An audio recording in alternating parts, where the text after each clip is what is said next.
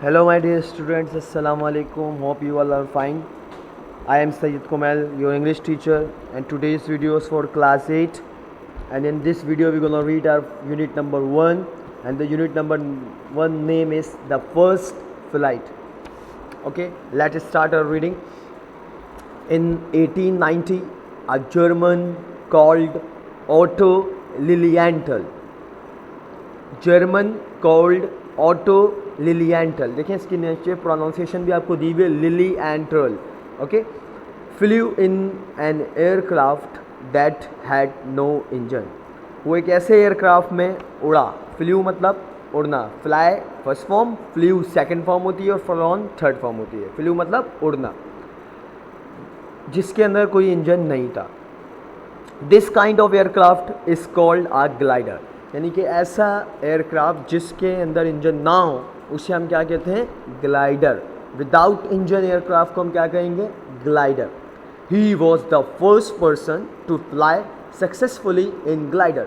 ये वो पहला कामयाब बंदा था जो ग्लाइडर के अंदर सही तरीके से कामयाब होकर उड़ा.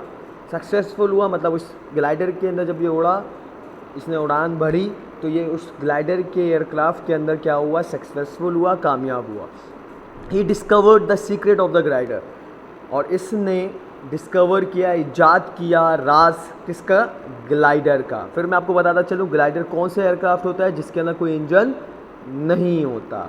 और इसको किसने सबसे पहले उड़ाया था? 1890 में जर्मन, जिसका नाम क्या था? ओटो लिलिएंथल. क्या नाम था? Auto लिलिएंथल. Then in America, two brothers called Wilbur and Orville Wright built a large glider. अच्छा, अब देखें ये अमेरिका के अंदर दो भाई थे जिनका नाम क्या था? पहले हमने जर्मन का पढ़ा जो 1890 में बंदा था ओटो लिलिएंथल. उसने ग्लाइडर को सक्सेसफुली उड़ाया जिसके अंदर कोई भी इंजन नहीं था. अब यहाँ अमेरिका की बात हो रही है. टू ब्रदर्स, दो भाई, जिनका नाम क्या है? Called Wilbur and Orville. क्या नाम है? Wilbur and Orville right. अब देखिए इसको राइट नहीं पढ़ेंगे, इसको हम क्या पढ़ेंगे? राइट. ओके, डब्ल्यू इधर क्या है? साइलेंट है, तो हम पढ़ेंगे Wilbur and Orville Wright build a large glider. इन्होंने भी एक बड़ा सा ग्लाइडर क्या किया? बनाया. बिल्ड मतलब बनाना. And the fix a petrol engine on to it. बस इन्होंने एक और चीज़ इसके अंदर ऐड कर दी, फिक्स किया. और वो फिक्स क्या किया इन्होंने?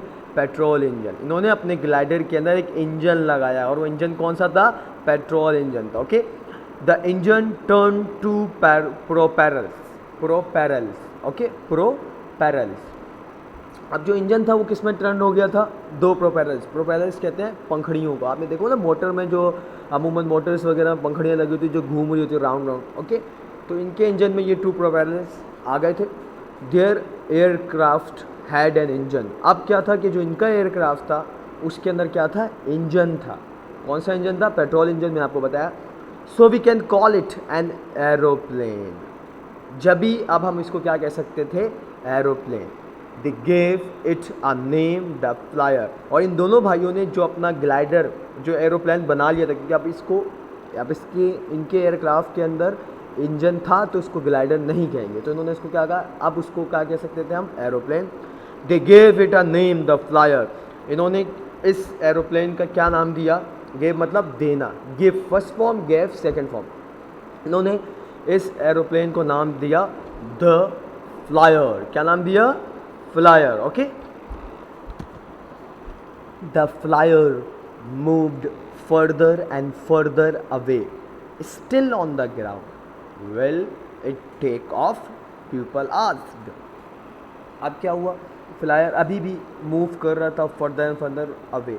अवे मतलब थोड़ा और मूव उसने किया, लेकिन वो अभी भी कहाँ था? Still on the ground. अभी भी वो ग्राउंड पे था. Will it take off? क्या कहते हो? क्या वो उड़ा होगा? लोगों ने पूछा. आप क्या कहते हो बच्चों? क्या वो उड़ा होगा? चलें अब देखते हैं कि उड़ा है या नहीं उड़ा वो. Then slowly it began to rise into the air. और वो आहिस्ता से, began मतलब शुरू हुआ, rise into the, कहाँ उड़ना? ऊपर आना शुरू हुआ, एयर में आना शुरू हुआ. इट रोज, राइज की सेकेंड फॉर्म होती है rose, it rose 10 feet and flew a distance of 40 yard. और ये कितना ऊपर आया हवा में, 10 feet के डिस्टेंस, 10 feet तक ये ऊपर उड़ा and flew a distance of 40 yard. और कहाँ तक, कितना हिस्सा इसने डिस्टेंस कवर किया उड़ते हुए, 40 यार्ड्स का, 40 यार्ड का इसने क्या किया, अपने फ्लू किया डिस्टेंस, और 10 feet तक इतना ऊंचा वो उड़ा।